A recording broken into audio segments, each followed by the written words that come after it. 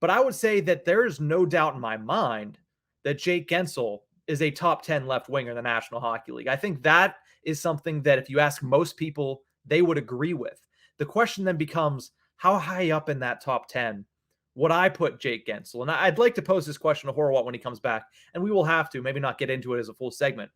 But when I look at Jake Guentzel, his ability with the puck, his hockey IQ, the chemistry that he has with both star centers. It's not just with Sidney Crosby. We've seen on multiple occasions that he plays extremely well with Evgeny Malkin in the middle, too. So the fact that he's able to play with different centers, he drives play, which is what I think distincts him from Chris Kunitz, is that Kunitz was a little bit more of a passenger with Sidney Crosby on his line. When you look at Guentzel, he drives play a lot more than Chris Kunitz used to do. Not to say that Kunitz was a bad player, but the way that Jake Guentzel is able to create opportunities, not just for himself, but for other line mates. I mean, you look at the way that Guentzel, Crosby, and Raquel played at the end of last season. They were all driving play extremely well. And even with Rust on that right side, they all drive play extremely well. But for the first time in Sidney Crosby's career, he has a winger and has had a winger for the past 3, 4, almost 5 seasons now that can drive play and can create opportunities for him, not just for Sidney Crosby to be the sole contributor and the sole creator of opportunities in the offensive zone. So the fact that Guentzel can put all of that together, the fact that he is now a 2-time 40-goal scorer, he is a 2-time NHL All-Star, and he scored over a point a game in a full season last year. We've seen him go over a point a game when he got injured in 2019-20. Yeah, I think he had 40 some points in 40 games or something like that. He had over a point a game in the year prior to last season.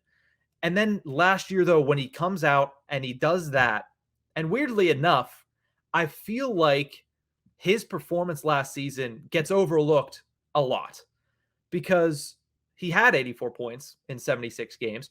He did score 40 goals, but you don't really see people talking about it. He might not be the flashiest player, but he goes out and he produces massive numbers, which is odd because obviously he's not going out there stick handling around everybody, deking everybody. He's kind of molded into a net front presence. The one thing that Jake Guentzel has always been able to do for a really good opportunity and finish. But what he's had to do since the trading of Patrick Hornqvist a couple off seasons ago, he's had to become that net front presence primarily on the Pittsburgh Penguins top power play unit. And while, yes, last year was the first year that we actually saw him able to kind of get used to that role. He scored 15 goals on the man advantage last year.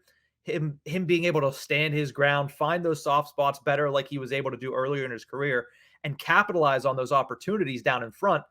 We're starting to see him mold into a complete player. We're starting to see him reach the peak of his abilities. He's heading into his year 27 season, which for a lot of players, especially in the new NHL, even though they're starting a lot younger, we have a lot more 18-year-olds breaking into the National Hockey League.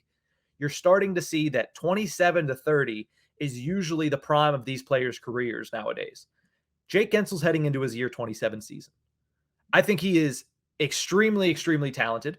And I think that where he's at currently in his career, matched with where other players in the left wing position are currently at in their careers, I have him ranked. This is a very long lead up. I have him ranked at number 6. I think he is right battling for the 6th spot right now with Alex DeBrincat in my mind. Newly acquired by the Ottawa Senators, DeBrincat was another player that was very underrated last season considering what he was able to go out and do. He did it, though, on a Chicago Blackhawks team with Patrick Kane, with Jonathan Taves, that won no hockey games. So not very many people paid attention to him last year. It's weird with Guentzel because it's a similar situation where he's around the same age, a little bit older, but he goes out and he puts up these massive points, but isn't really talked about all that much, especially in the national media. You know, Pittsburgh media will cover him until they're blue in the face. Sometimes less so, obviously, than Crosby and Malkin and Letang and all of that information. But Jake Guentzel is just always seemingly there, and he's always seemingly putting up points. So I have him currently at 6th among left wings. The left wingers that I have ahead of him, in no particular order, because I'm not going to get into that. Kirill Kaprizov of the Minnesota Wild, Alex Ovechkin of the Washington Capitals, newly acquired Calgary Flame Jonathan Huberdeau, former Calgary Flame Johnny Gaudreau, and New York Ranger Artemi Panarin. That's the top 5 for me. In no particular order. I would think present day I'd still have Ovi at number 1. I'll give you that much. So Ovi, Kaprizov, Huberdeau, Gaudreau, and Panarin. And it's funny too, because if you look at Guentzel, and I'm saying he's underrated in national media, if you look at him and you look at the other names on this list, clearly Ovechkin is not. Clearly Kaprizov is not. Huberdeau, Gaudreau, and even Panarin to a certain extent, they're all in a similar boat right there. They're all kind of underrated based on what they are able to go out and do. Maybe less so Panarin, but Gaudreau and Huberdeau especially. They both put up over 100 points last year. Huberdeau had 89 assists, I believe, if I'm not mistaken. I don't have that written down in front of me. They're all kind of underrated players. So it's interesting to me that Guentzel kind of falls in the line with that, and I have him ranked at number 6.